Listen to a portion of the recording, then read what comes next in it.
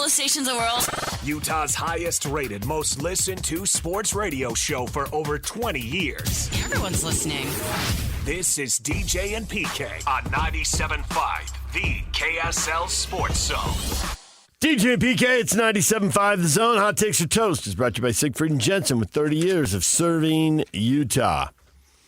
Kyle Whittingham did not want to talk about Cam Rising's future at the press conference yesterday, but he did talk about the present. He is not on the Utah roster, so everybody can make of that what they will.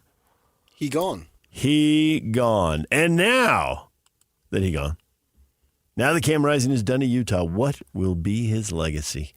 Put that up on Facebook, and the comedy ensued, PK. Comedy? Alan said, McDonald's Employee of the Month. No. Cougar? He can buy a McDonald's. Cougar? Yeah, I guess, yeah, right. He could. He could buy some McDonald's franchises.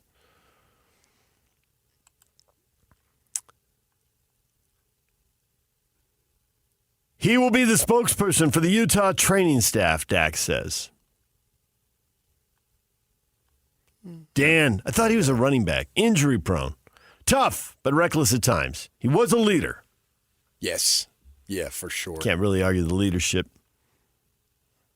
Confident. The type of moxie you want in a quarterback. D. Ray Palmer says his legacy is whatever DJ and PK says his legacy is. I agree.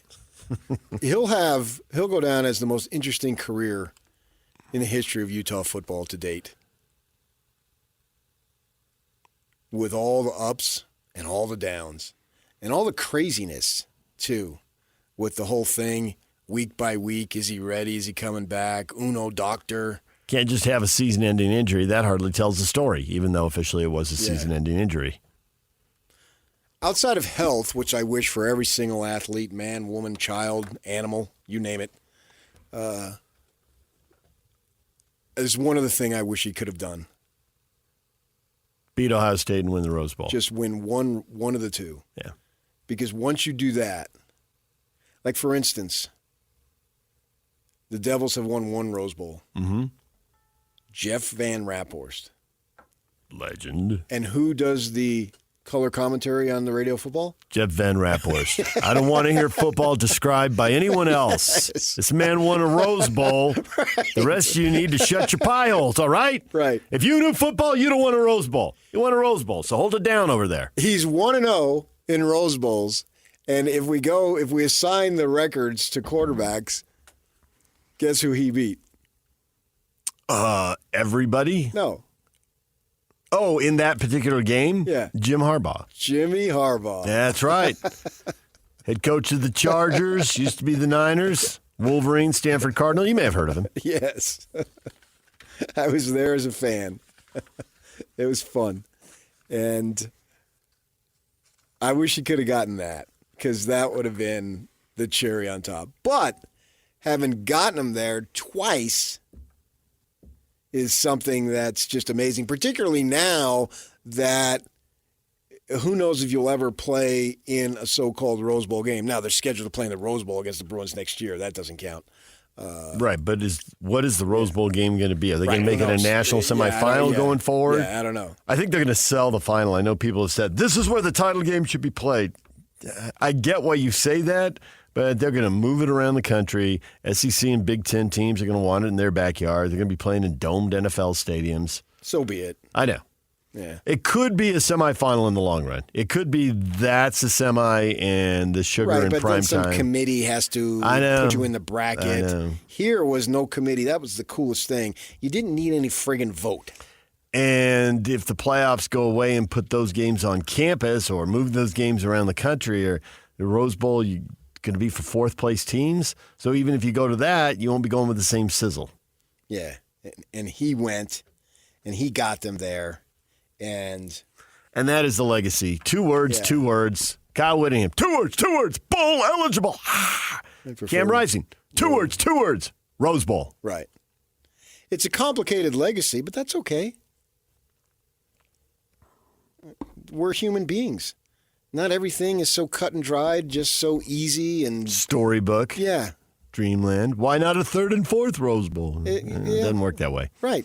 And he had a lot to overcome, and he went out on a sour note.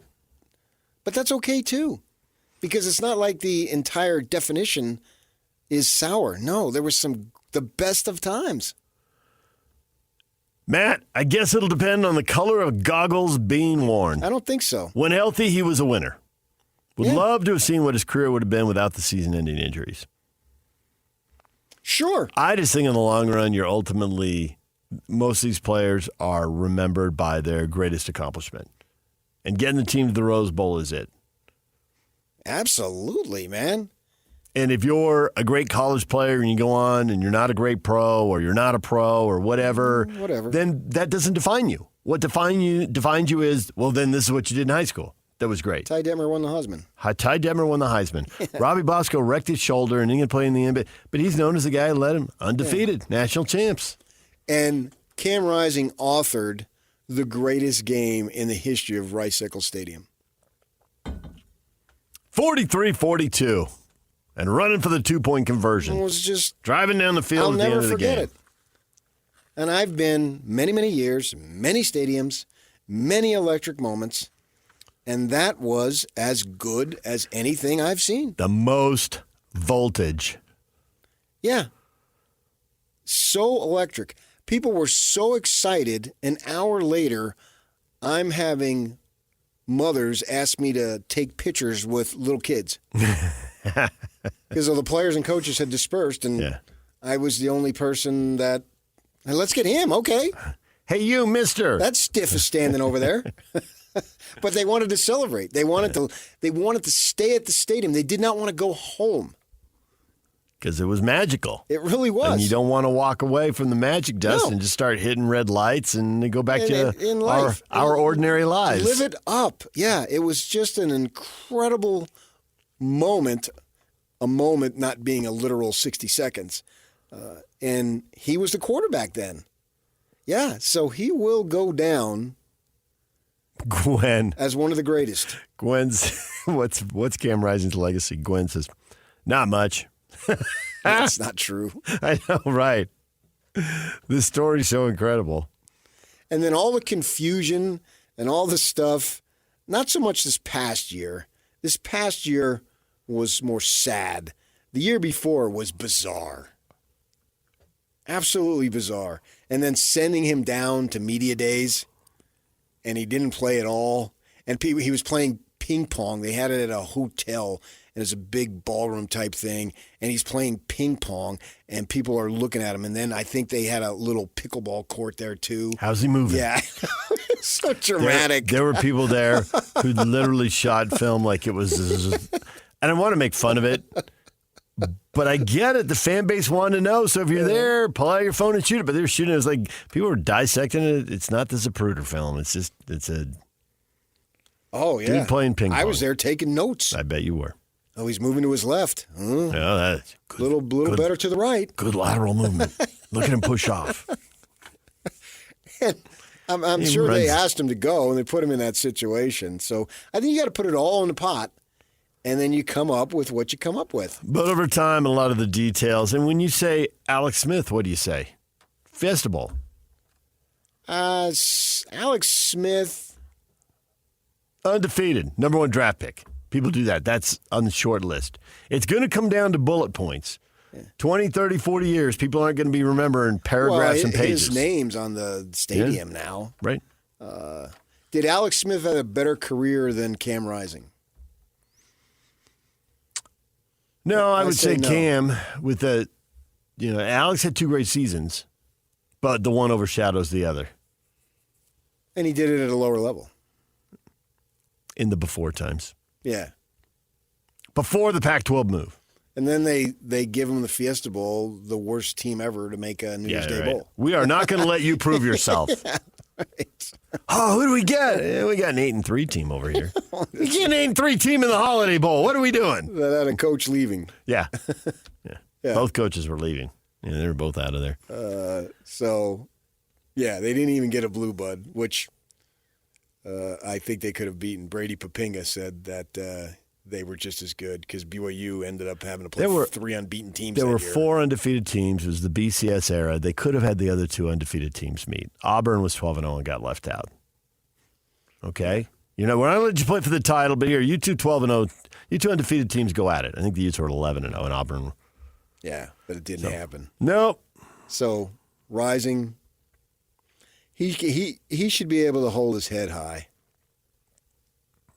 I mean, it's not like he wanted to be injured. Mark, of all the words of tongue and pen, the saddest are these. It might have been John Greenleaf Whittier. No, but it was.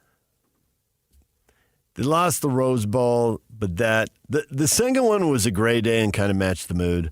The first one, blue sky, glorious, back and forth, more big plays than you could ever hope to see in a football game. I don't think I had any more fun covering that game than any game I've ever covered. And I've covered a ton of them in multiple sports. It went on, back and forth, epic. It was a bizarre game in its own right. Yeah, and it was a gorgeous day. Running back. And it was the first time.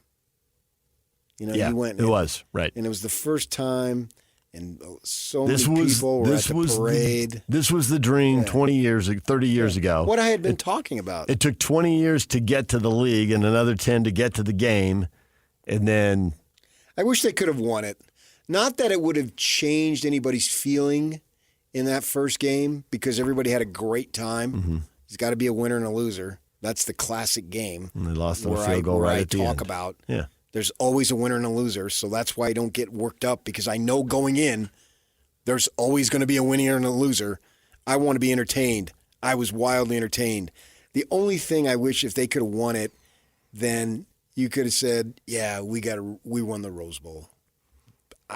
And I'm 1,000% biased, but there's something to be said, we won the Rose Bowl.